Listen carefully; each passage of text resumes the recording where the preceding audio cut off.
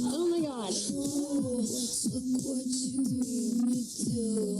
Look what you made me do. Look what you just made me do. Look what you just made me do. You have the right to remain silent and not say anything. Any oral or written statement may be used in evidence. You have the right to have your lawyer present to advise you before or during any questions by peace officers or attorneys representing the state. If you are too poor to hire a lawyer, then the court will appoint a lawyer for you free of charge, and he can advise you before and during any questions. You can decide to talk with anyone, stop talking to them at any time you want. The above rights are the continuing rights which can be heard when you at any state proceeding. You understand that?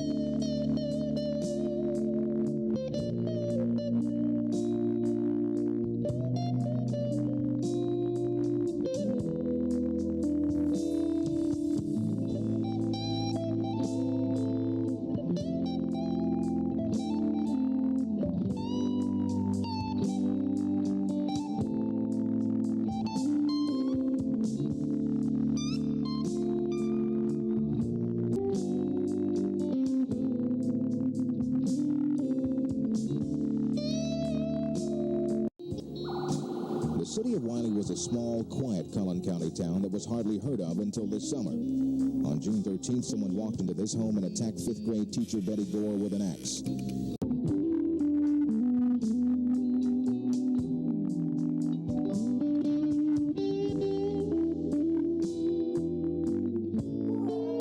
Police combed over the crime scene again and again. The police questioned the victim's husband, Alan, and their neighbors, including Candy Montgomery. Law enforcement were no closer to finding a suspect, so Betty's memorial service not so secretly doubled as a stakeout for investigators. As the family left the service, state police were on the watch for anything unusual in the crowd, but they witnessed mostly a town in grief. A week after Betty's murder, news outlets learned that a single bloody fingerprint had given investigators a lead on a major suspect. The print placed Candy at the house while the blood was fresh, but they needed more. Mrs. Montgomery transported herself to the medical examiner's office, and from there have a blood sample and hair sample taken from her. Search warrants were issued, and investigators finally found what they've been looking for: Betty's blood in Candy's car.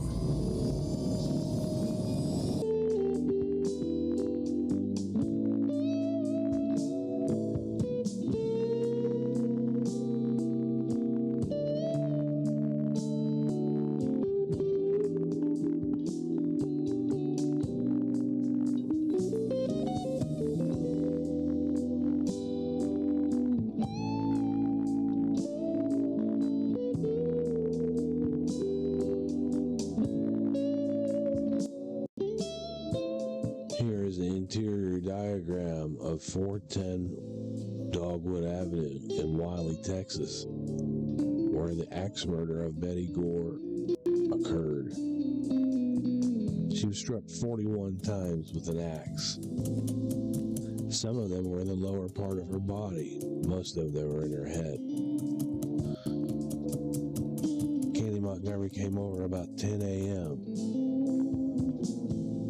to pick up a swimsuit for her daughter. That's when Betty confronted her with the affair that she was having with her husband. Candy claims that Betty came at her with an axe, but we'd highly doubt that. Her body was found in the utility room, which is right off the garage. Her husband Alan was out of town, and he kept calling for hours and hours, and he could not get an answer from Betty. So he called the neighbors on either side and across the street. Wiley, Texas. We was living in a time in Wiley when we didn't even lock our doors at night. The scorching hot summer of 1980. We slept with the windows up. Friday, the 13th. I've seen a lot of people dying in a lot of different ways, but that's the worst I ever seen. Lester Gaylor doesn't get around very well, but ask him about what happened nearly 43 years ago right next door, and his memory is razor sharp. I lived with it day and night when it first happened. The 83-year-old and his wife Bonnie were casually acquainted with their neighbors Alan and Betty Gore at the beginning of the 1980s. She was a school teacher. He worked at TI. They'd come over and we'd meet at the fence and such as that. They were very, very good people. Good people, but in a troubled marriage. Alan had an affair with a family friend, a woman named Candace Montgomery. Their tryst took place at a cheap motel which still operates in Richardson. On the morning of June 13th, 1980, Candace stopped by to see Betty, which turned out to be a deadly encounter. Would you go over there and check on my wife? I've been calling and I can't get her. That was the call Gaylor received from Betty's husband that night, along with other neighbors who went to the home and entered through an unlocked front door in an effort to find her. Parker and Jerry went down the hall to the bedroom and they heard a baby cry, and I went in the kitchen and the laundry room, and there it was. He found the body of Betty Gore. I mean, blood everywhere, axe marks up around the ceiling, like they hit the wall, and they was 40-something axe marks in the body. The brutality of the axe murder traumatized Gaylor and the small Collin County town he lived in. It appeared to be random when Gaylor visited the victim's husband the next day and met Montgomery, who, unknown to everyone at the time, had killed Betty Gore after being confronted about the affair. They all brought dinner over here, and she walked in, they introduced us, and she had a bowl of whatever. They had a dinner over there, and you would never suspicion that she was nervous in any sort of way. But Montgomery would be charged with murder. Even though she admitted to it, a jury found her not guilty by reason of insanity. That's because Betty Gore triggered a childhood trauma in Candace Montgomery while they were arguing. Gore, whose infant was asleep in the house, placed her finger over her mouth, a sign to be quiet, and caused Montgomery's uncontrollable violent reaction, hitting her with an axe 41 times. Justice was observed. She had an affair, and it mushroomed on her, and she killed her. Gaylor wasn't the only one shocked by the verdict. Since then, Montgomery moved to Georgia and was still living at last check. There were books and TV movies made shortly after the killing, and now HBO and Hulu have both announced docudramas to air this year. The current occupants of the Gore's former home don't seem interested in talking about its dark history. As for Lester Gaylor, who went on to become a firefighter and a barber, his visit with us could be the last time he ever talks about his fateful role in one of North Texas' most infamous killings. I don't think I'll do an interview ever again. And here I am in 2022, this is my last time. No more. I'm 83 years old. I want to live the rest of my days in peace. This is not peace. Ready to call it a nightmare, a bad dream, and get through with it. In Y11 News. To do a welfare check on her. And they came in and found her body. A small infant was laying in the bed crying. And here, they took the baby and removed it from the home.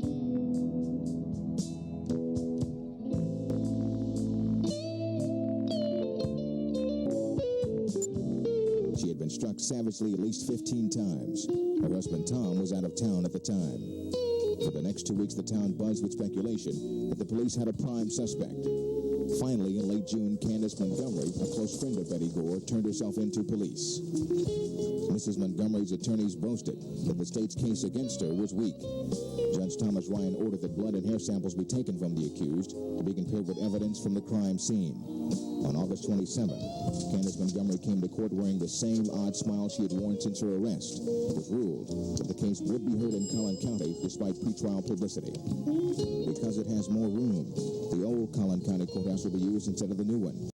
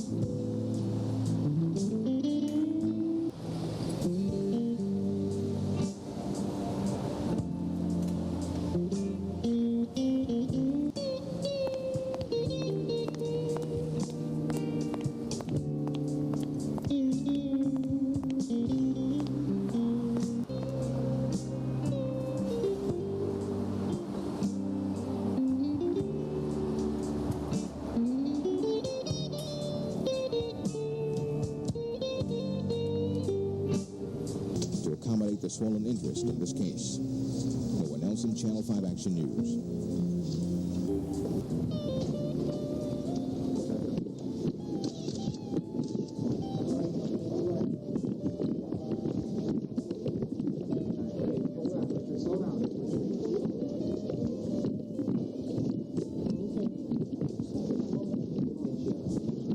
Keep the bills clear now.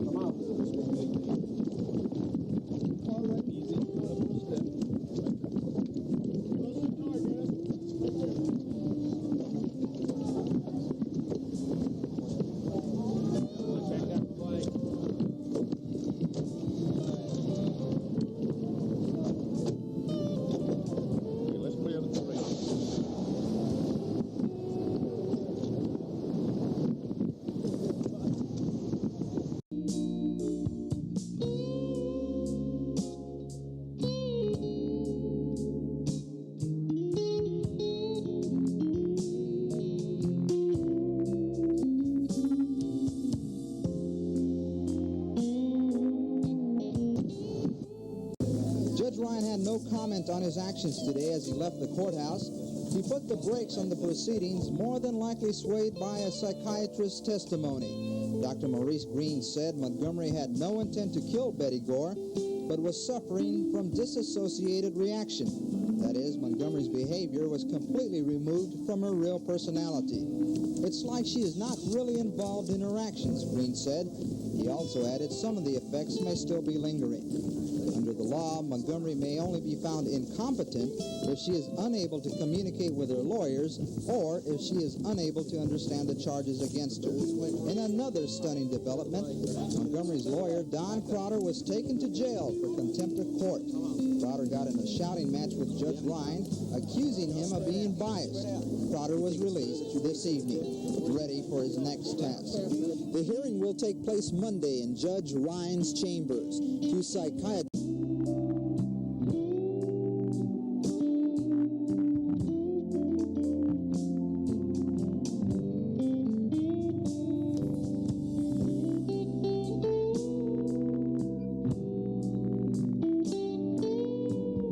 will be there to help the judge determine if Montgomery should continue the trial. Victor Solis, Channel 5 Action News, McKinney. After hearing testimony and closing summations for 7 days, it only took 3.5 hours for the jury to render its verdict. Judge Tom Ryan read it to the court late this afternoon. Candace Montgomery is not guilty of either murder or voluntary manslaughter. Montgomery wept and hugged her husband, then was quickly taken out of the courthouse while reporters were kept inside, unable to get a reaction. For defense attorney Don Crowder, a big victory. This was his first felony criminal trial, and he was confident of the outcome. I'm just very pleased. I'm not stunned by the jury verdict. I'm not shocked. We had a good jury. We thought we had a good jury from the outset, and I think they did a very conscientious job, obviously. The victim's husband, Alan Gore, slipped quietly away from the commotion. Many people who sat through the trial as spectators expressed shock at the verdict. One woman telling me the decision was a poor reflection on the community. To hack somebody to death 41 times, there's just no reason. I just think it's terrible. And what happens to Candace Montgomery now?